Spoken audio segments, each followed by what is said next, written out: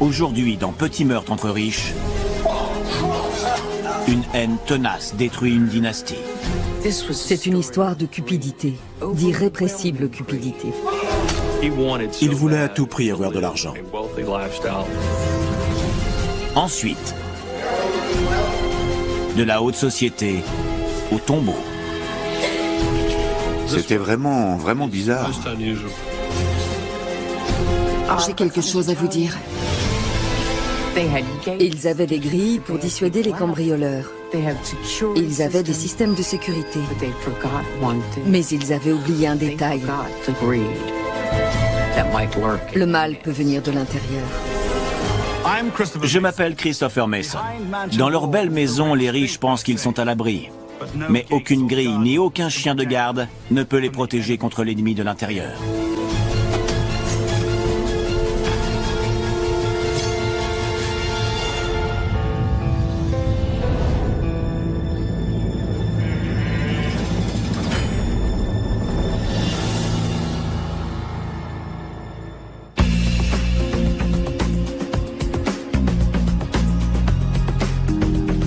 En haut d'une colline de Fort Worth, au Texas, se dresse une rutilante forteresse.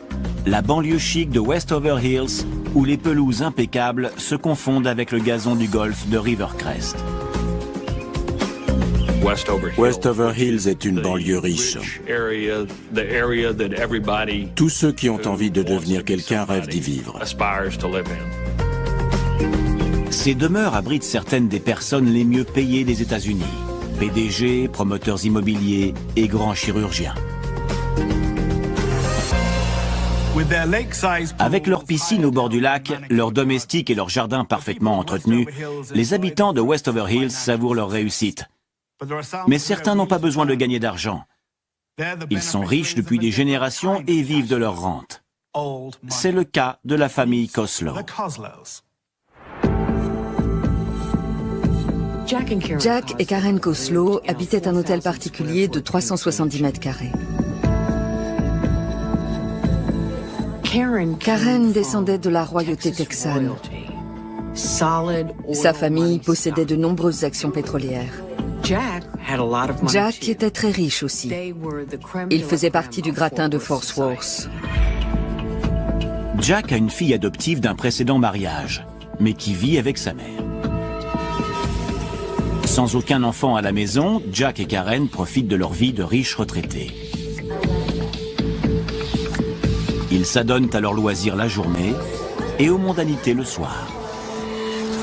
Jack est un golfeur passionné et Karen aime la décoration florale. Elle est la marraine d'une association d'aide aux enfants hospitalisés et de la Ligue américaine contre le cancer. Ils sont tous deux amateurs de culture.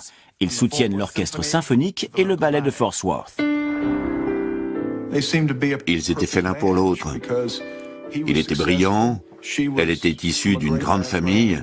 La vie semblait leur sourire. Mais tout bascule le 12 mars 1992 à 3h41. Qui est là? Le voisin des Koslow reçoit une visite inattendue. Aidez-moi, Qu'est-ce qui s'est passé? appelez la police. Ma femme, elle a été assassinée. Oh non! Il était couvert de sang. Il était à peine reconnaissable. La police se précipite au domicile des Koslow. Mais Karen est morte depuis plusieurs heures. Alors, ça donne quoi? Elle a la gorge tranchée et un couteau ensanglanté est posé à côté d'elle. Elle a visiblement reçu de nombreux coups qui semblent avoir été portés avec une pince à levier. Mais aucune arme de ce type n'est retrouvée sur place. Il y avait énormément de sang partout. Nazim Pirwani, le médecin légiste, est frappé par la violence de la scène de crime.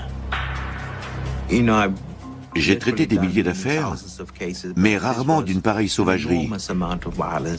Un tel degré d'acharnement, c'est inhabituel. Pour lui, une telle brutalité suggère un crime passionnel. Souvent, quand une femme est assassinée, c'est le conjoint qui est le coupable.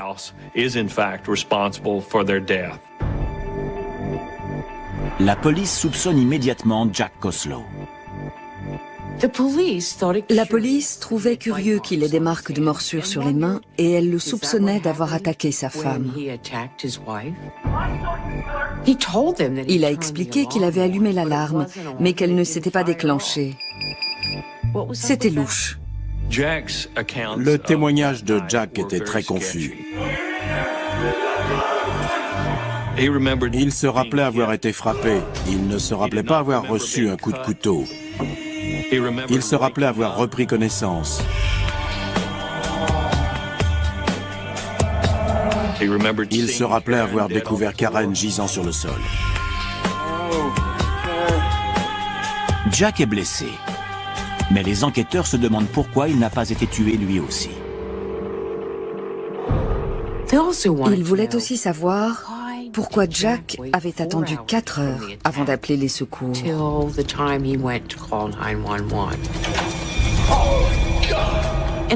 Et pourquoi il ne les avait pas appelés depuis son domicile? À la place, il est allé chez un voisin. Détail encore plus troublant. Le couteau qui a tranché la gorge de Karen appartient à Jack. La version de Jack Koslow n'était pas logique. Derrière les murs de leur superbe demeure, les Koslow jouissaient d'une luxueuse intimité. Mais désormais, leur domicile de la très cotée Clark Avenue est au cœur d'un drame scandaleux et l'objet de toutes les attentions. Cette enquête criminelle s'annonce particulièrement complexe. Les recherches de la police soulèvent davantage de questions que de réponses. Ils faisaient déjà beaucoup parler d'eux, mais après ce drame, c'est devenu un véritable feuilleton. Le reporter Jack Douglas suit l'affaire et les rumeurs. Toutes sortes de bruits couraient. Ils se seraient disputés la veille au soir, leur couple battrait de l'aile.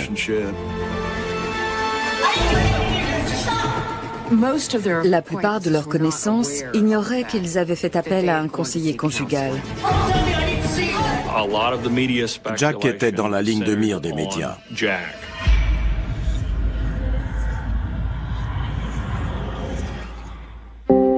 Les proches de Jack prennent sa défense. Bonjour, toi. La première à s'exprimer est Christy Koslow. Bonjour Karen, ça va? Très bien. Tant mieux.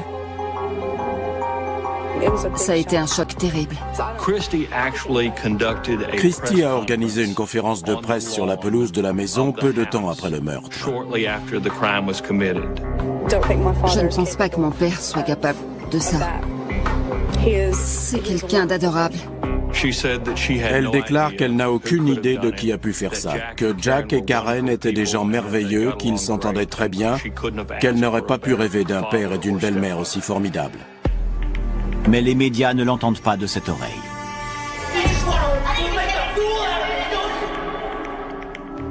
Jack a perdu les pédales.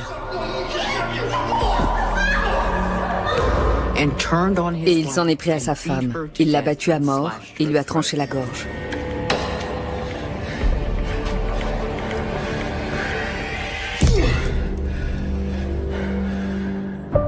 Et quand il s'est rendu compte de ce qu'il avait fait, il a pris un couteau, il s'est coupé à la gorge et s'est frappé à la tête. Il s'était peut-être lui-même infligé ses blessures pour essayer de cacher ce qu'il avait fait à sa femme.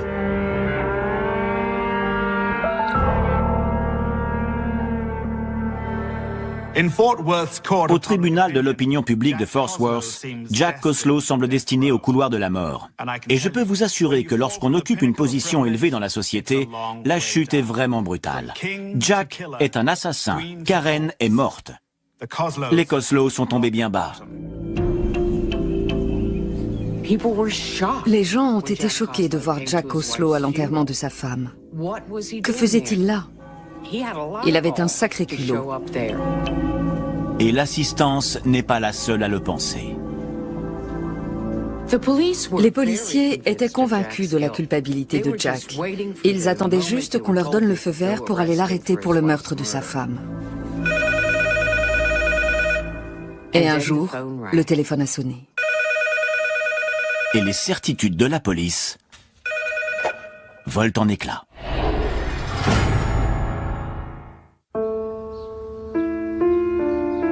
Westover Hills est un quartier huppé et protégé de Fort Worth, au Texas. Ses habitants y coulent des jours paisibles, rassurés par un taux de criminalité presque nul. Mais l'année 1992 fait exception à la règle.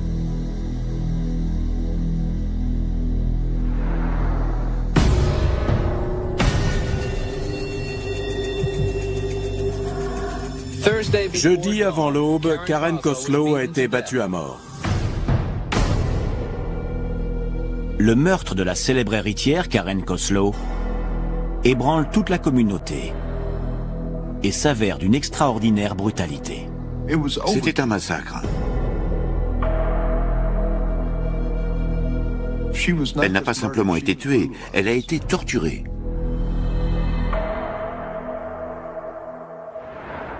Les habitants de Fort Worth sont terrifiés à l'idée qu'il puisse y avoir un tueur parmi eux.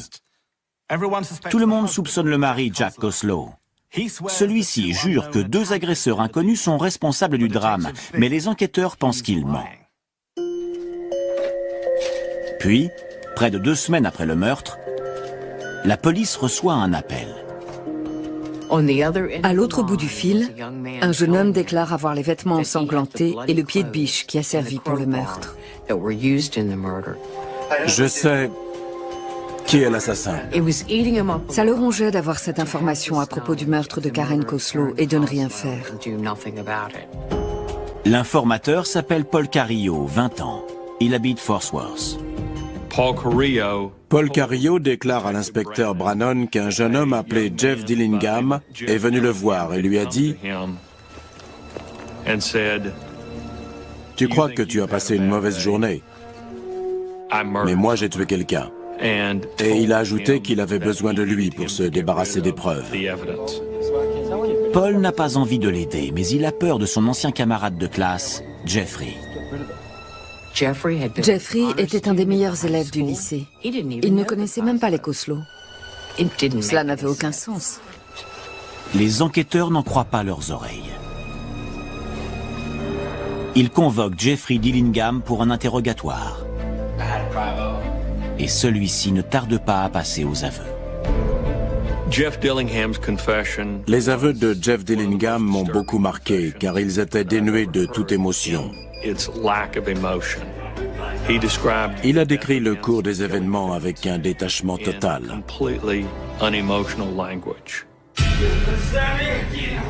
Ne bougez pas, Austin. Sortez du lit. Allongez-vous.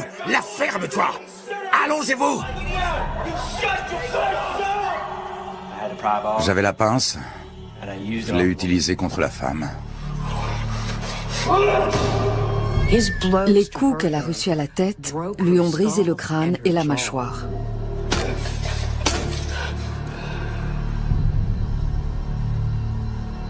J'ai aussi tabassé l'homme.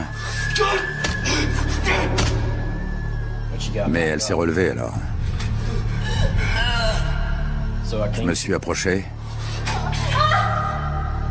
et je lui ai donné un coup de poing. Très fort. Le dernier coup a broyé son larynx. Elle s'est écroulée et elle s'est lentement étouffée. Ensuite, Dillingham dénonce le 2e agresseur, son bon ami Brian Salter, qui se révèle tout aussi brutal.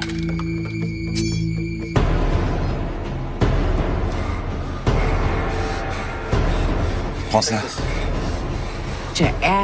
Comme si cela ne suffisait pas, alors qu'elle était déjà morte. Brian s'est mis à califourchon sur elle. Il a pris un couteau et il lui a tranché la gorge. Brian Salter est à son tour mis en garde à vue. La police tient les meurtriers. Mais qu'est-ce qui a pu les pousser à commettre un crime aussi atroce? 2 choses seulement avaient disparu. La montre de Jack et $120 en liquide. C'est dérisoire quand on sait toutes les richesses que renfermait cette maison. Le vol n'était pas le mobile. Ils ont sans doute été payés pour tuer.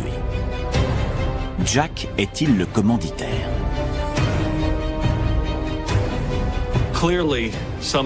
Il s'agissait manifestement de personnes qui connaissaient la disposition de la maison et le code de l'alarme. Puis, Jeffrey Dillingham lâche une bombe.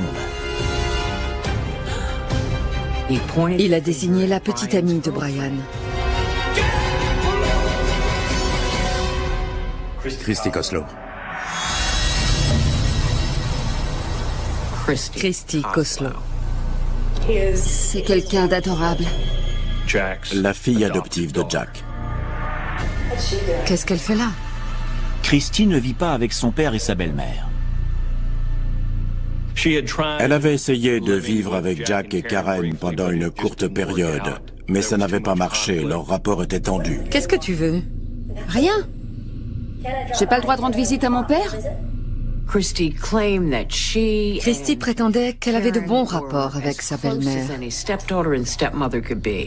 Tu ne devrais pas être à l'école? L'école est finie, andouille. Eh, sur un autre ton. Mais la réalité était très différente. Christy en voulait énormément à sa belle-mère. Elle lui reprochait de ne pas lui faire assez profiter de ses richesses.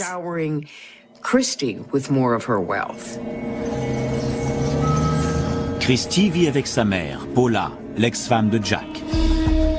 Elles habitent une petite maison confortable. C'est trop injuste. Mais pour Christy, c'est un affront. On vit dans un taudis. Christy Koslow est une enfant pourrie, gâtée. On mérite beaucoup mieux que ça, maman. Selon elle, elle avait droit à une vie fastueuse. Mais comment une adolescente trop gâtée peut-elle se transformer en implacable meurtrière? Elle avait beaucoup d'argent à sa disposition, mais elle en voulait plus.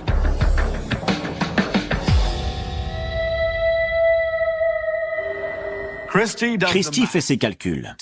2 millionnaires morts égale un énorme héritage. Mais comme beaucoup d'enfants gâtés que j'ai rencontrés, Christy n'a aucune envie de faire elle-même le sale boulot. Christy savait très bien manipuler Brian Salter. Elle faisait de lui ce qu'elle voulait. Brian Salter toucherait sa récompense en épousant Christy et il vivrait heureux avec l'argent de l'héritage de Christy. Chérie, j'ai trouvé ma voiture. Brian et Christy fantasmaient tellement sur cette future vie qu'ils avaient déjà commencé à regarder les voitures et les maisons. C'était une histoire de cupidité, d'irrépressible cupidité. Et ils étaient prêts à tout pour toucher un butin qu'ils estimaient à 12 millions de dollars. Il faut traverser le jardin et passer par la porte de derrière. Voilà le code de l'alarme. Et elle n'a pas eu besoin d'insister beaucoup pour convaincre Jeff Dillingham. On va se faire combien? $1 million. Il s'est vite rallié à la cause. Les médias sont sous le choc. Cette fois, la réalité dépasse largement la fiction. En apparence, elle ne semblait pas capable d'une chose pareille. Et encore moins d'être le cerveau de toute cette affaire.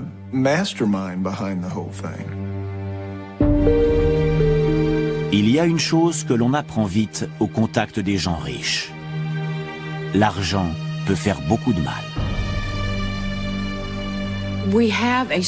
On est imprégné d'une forte culture judéo-chrétienne qui nous dit que l'argent est la racine du mal. Si vous foirez, on n'aura rien. Mais en fait, ce dont la Bible parle, c'est de l'amour de l'argent. J'ai trouvé ma voiture. On va se faire combien? Et c'est ce qui les a poussés à agir. Ils aimaient l'argent plus que n'importe quelle personne sur Terre.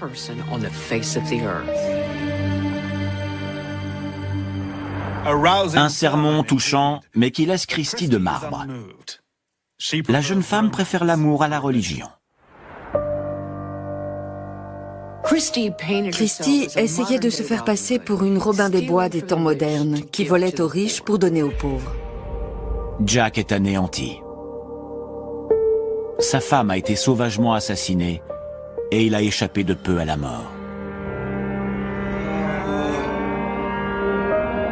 Il a d'abord été suspecté, puis il a découvert que sa propre fille avait tout manigancé. L'heure de la revanche a sonné. Il était tellement indigné qu'il a demandé au procureur et au jury la peine de mort pour Christy Koslow.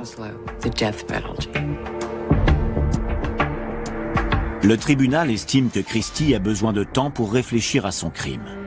Elle est condamnée à perpétuité et n'aura pas la possibilité de demander sa libération conditionnelle avant 2027. Christy Koslow avait une famille, un fiancé et un niveau de vie plus élevé que la moyenne. Mais elle en voulait plus. Une belle maison, des domestiques et les bijoux de sa belle-mère. Et qu'a-t-elle aujourd'hui? Une cellule de prison, un bracelet électronique et plus un seul ami. Aujourd'hui au moins, elle sait ce qu'est vraiment la pauvreté.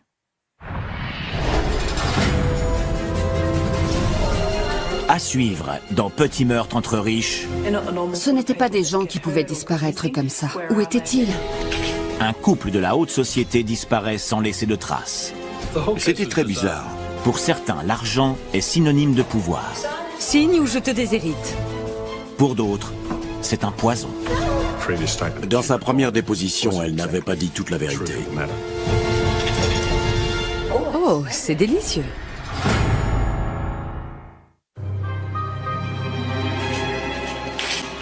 On ne voit pas qui pourrait leur vouloir du mal. Melbourne, en Australie, le 10 avril 2002. On est sans nouvelles depuis 6 jours. On est très inquiets. Les enfants de la riche famille Wales lancent un appel désespéré. S'il vous plaît, contactez la police. Leur mère et leur beau-père ont disparu. Ça ne leur ressemblait pas de ne pas donner de nouvelles. Il ne serait jamais parti sans ses médicaments.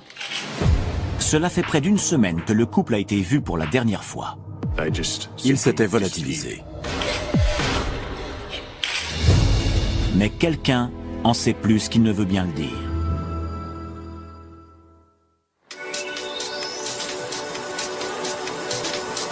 À la fin du 19e siècle, Melbourne, en Australie, était la ville la plus riche du monde et la perle de l'Empire britannique. Aujourd'hui, elle conserve encore certaines caractéristiques de l'ancienne puissance coloniale. Le système de classe est l'une d'entre elles. L'écart entre les riches et les pauvres est aussi marqué de nos jours qu'il l'était il y a 100 ans. Toorak, au sud du fleuve Yarra, est le Beverly Hills local. C'est ici que vivent les personnes les plus fortunées de Melbourne. Ils font partie de ces gens qui possèdent un chalet à la montagne et une villa à la mer, et qui dépensent beaucoup d'argent dans les boutiques de luxe et chez les antiquaires. Margaret Wales King et Paul, son mari, appartiennent à cette bonne société.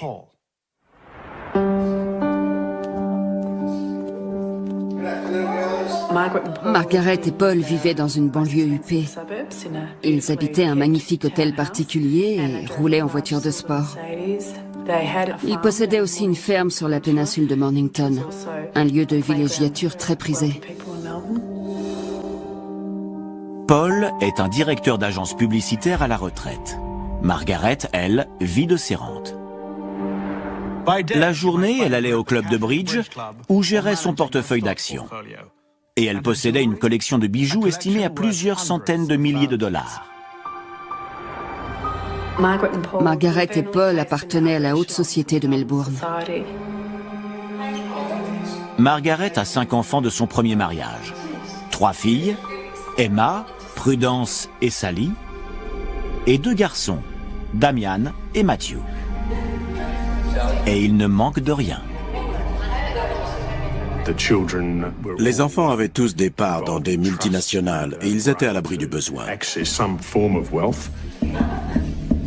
Le père de Margaret, R.J. Lord, possédait une grosse entreprise de travaux publics qui a construit la quasi-totalité des rues de Melbourne.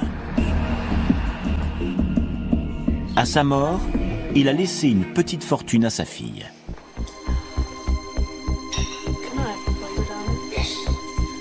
Les parents de Margaret lui avaient donné beaucoup d'argent. Elle en faisait profiter ses enfants, ce qui lui donnait le droit d'interférer dans leur vie. Ils étaient divisés au sujet d'un héritage et ils n'arrivaient pas à se mettre d'accord.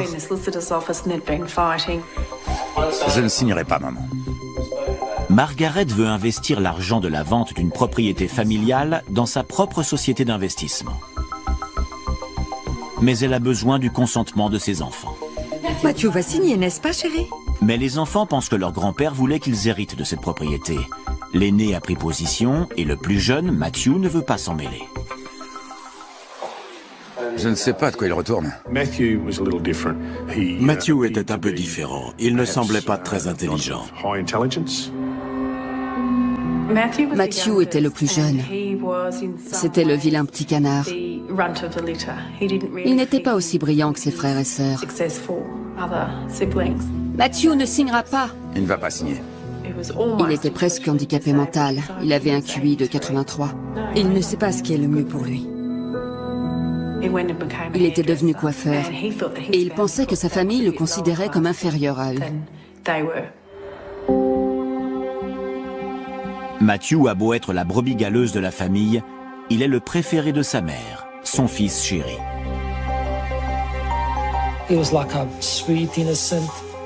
C'était juste un jeune homme gentil et innocent. L'ancien employeur de Matthew, Peter Sango, se souvient que Margaret s'inquiétait toujours pour son fils. Il était là depuis un mois, quand sa mère est venue pour me dire que si j'avais des problèmes pour le garder comme employé, elle m'aiderait à payer son salaire. C'est très courant dans les familles aisées. L'argent donné à un enfant est considéré comme de l'amour en moins pour les autres. Mais Margaret se rend-elle compte du mal qu'elle fait ? Il y avait des dissensions au sein de la famille et les enquêteurs s'en sont très vite rendus compte.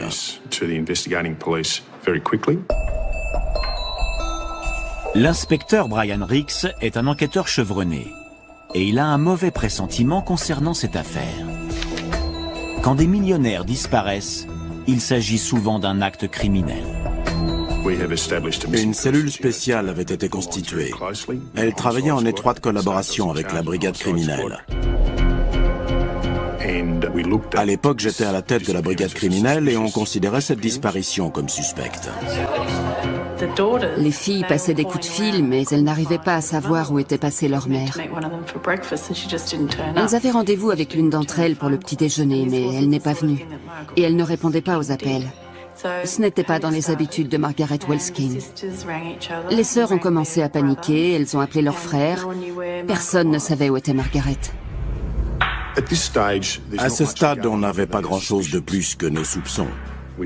On a suivi des méthodes traditionnelles, enquête de voisinage, recherche de personnes susceptibles de nous fournir des renseignements.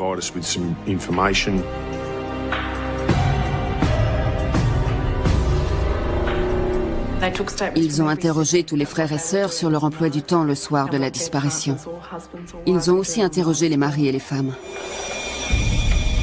Le couple a été vu pour la dernière fois lors d'un dîner chez Matthew et son épouse, Maritza.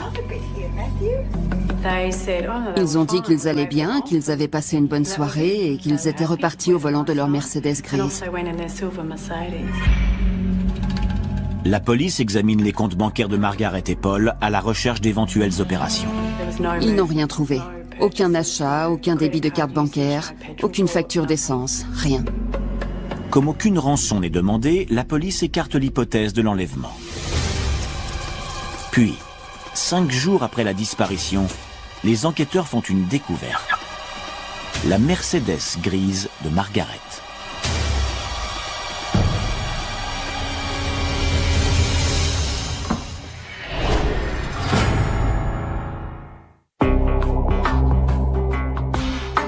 La riche héritière Margaret Welsking et son mari Paul ont disparu depuis 5 jours et tout le monde craint pour leur vie.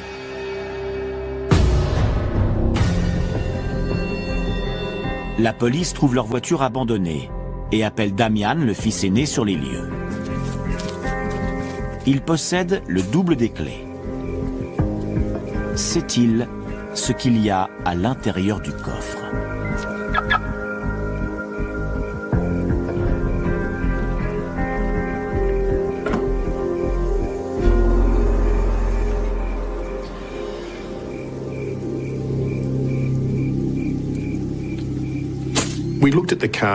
On a inspecté méticuleusement la voiture. Il y avait des cheveux et des taches de sang à l'intérieur.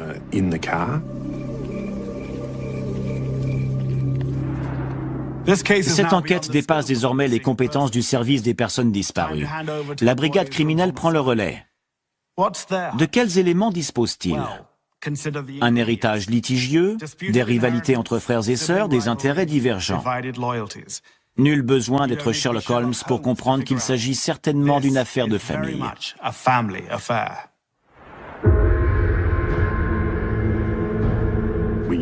On a interrogé tous les membres de la famille.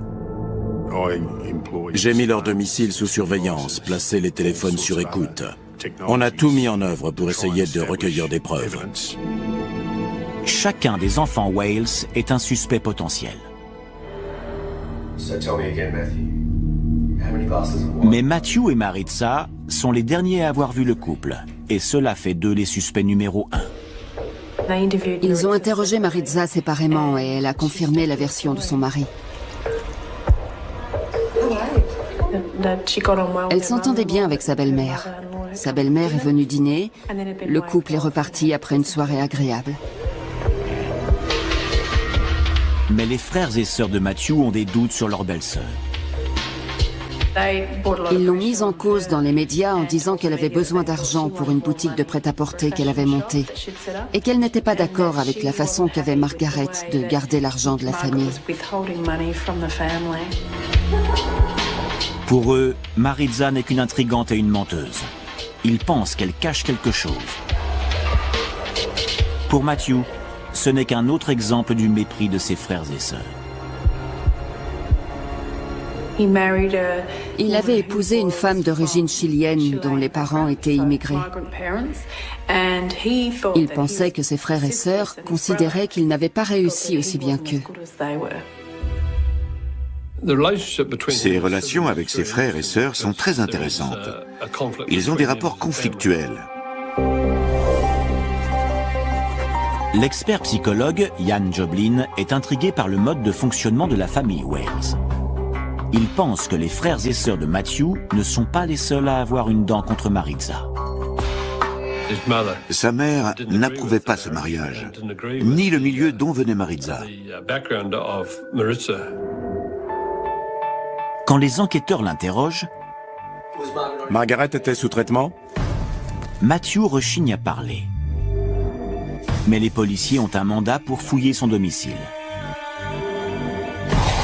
Et ils sont sur le point de découvrir une chose que le couple de suspects pensait avoir effacée.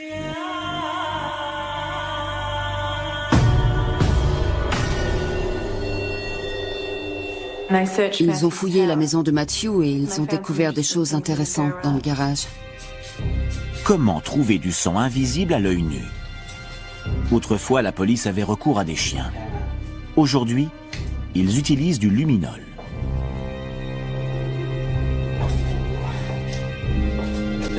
Regarde ça. Il y avait des traces de sang sur le sol que le luminol a mis en évidence. C'est un grand pas. Mais si le luminol prouve la présence de sang, il ne peut en aucun cas nous dire à qui ce sang appartient. À ce moment-là, il ne faut pas oublier qu'on n'avait pas de cadavre. Mais cela ne va pas durer.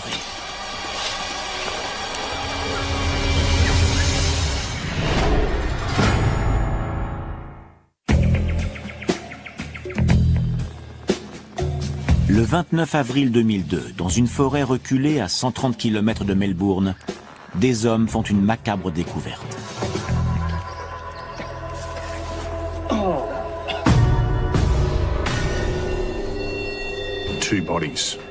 2 corps, allongés face contre terre et enterrés dans une tombe peu profonde, recouverte d'une piscine gonflable et de divers objets comme des briques et des chaînes.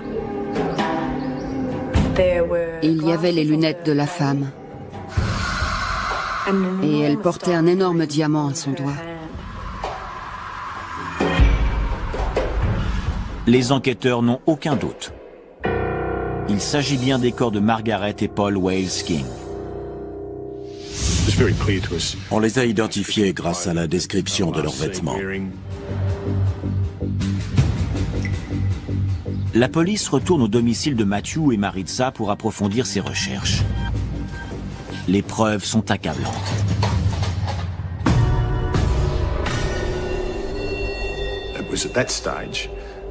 C'est à ce moment-là que l'étau de la police s'est resserré autour de Matthew et Maritza.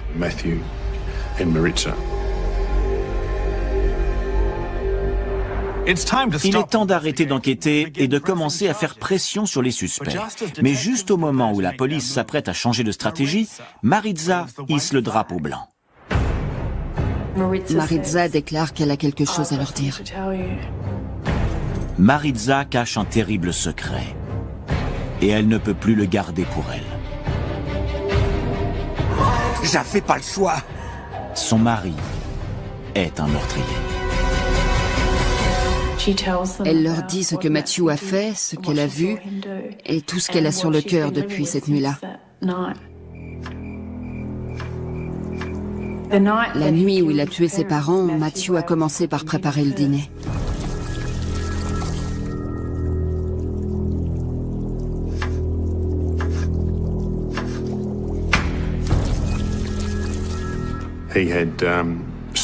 Il avait volé des cachets pour l'hypertension. Il les a écrasés et il les a mis dans la soupe pour les endormir un peu, pensant que ce serait plus facile de les tuer.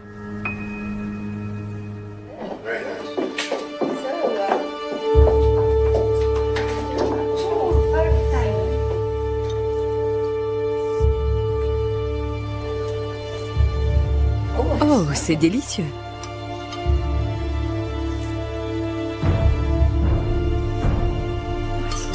Cette soupe est délicieuse, n'est-ce pas, Paul? Délicieuse. Vers 21h, Margaret a dit qu'elle se sentait fatiguée. Maritza est montée coucher son petit garçon. Elle est restée un moment, le temps de lui dire bonne nuit et de lui chanter une chanson.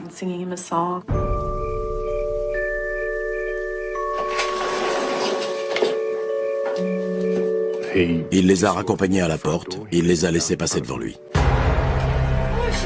Tu devrais ranger un peu, Matthew. Il y en a partout.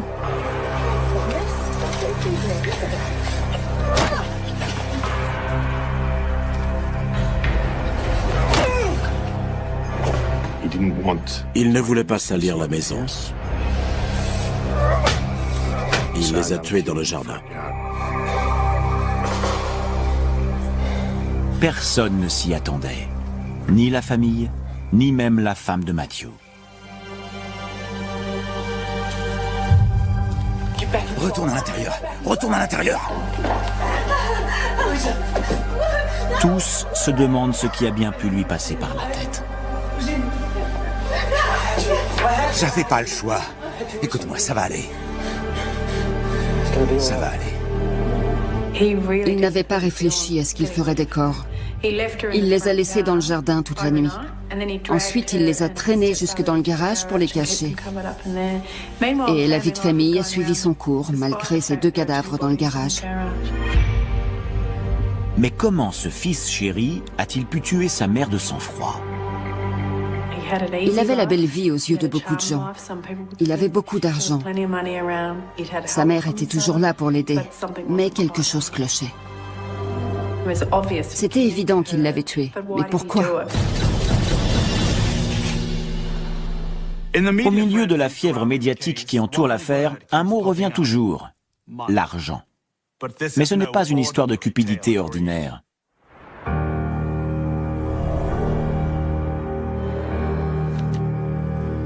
Signe, Matthew. Il n'a pas agi sur un coup de tête. Ce n'est pas arrivé parce qu'il avait besoin d'argent. Signe ou je te déshérite. Ce qu'il ne supportait plus, c'était sa façon d'utiliser l'argent pour obtenir ce qu'elle voulait de ses enfants.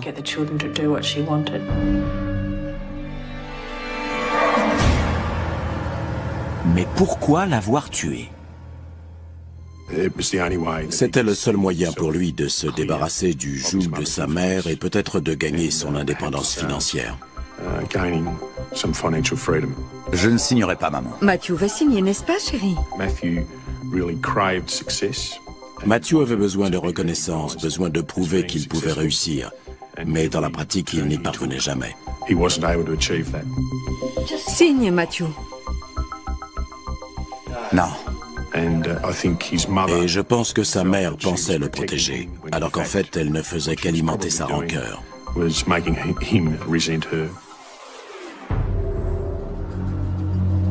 Il s'est assis et il a parlé pendant près de 2 heures aux policiers qui l'interrogeaient.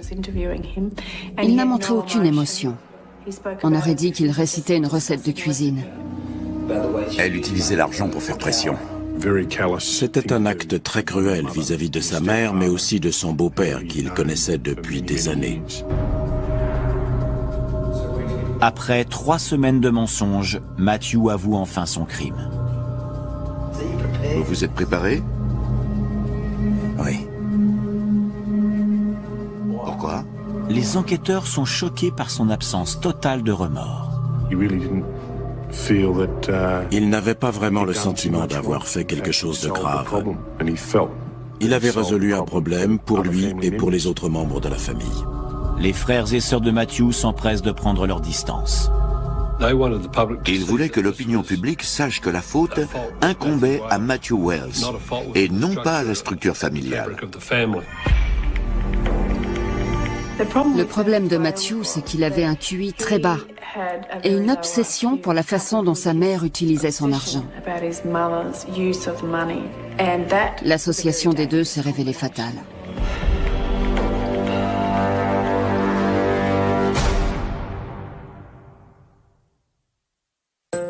Par une cruelle ironie, ce sont souvent les gens qui ont le plus d'argent qui mesurent le plus mal son pouvoir. L'argent a le pouvoir de diviser, de contrôler et de détruire votre vie. Matthew Wales a été condamné à 30 ans d'emprisonnement. Derrière les barreaux, il a au moins enfin gagné son indépendance financière, en coupant les cheveux de ses co-détenus pour la modique somme de $6 par jour. Christy Coleslow et Matthew Wales, 2 enfants privilégiés mais torturés. Leur superbe demeure cachait des vies brisées. L'argent était là pour les aider, mais à la place, il les a asservis. Ils sont nés innocents et ils sont devenus l'ennemi de l'intérieur. À bientôt pour un prochain épisode de Petits meurtres entre riches. C'était Christopher Mason.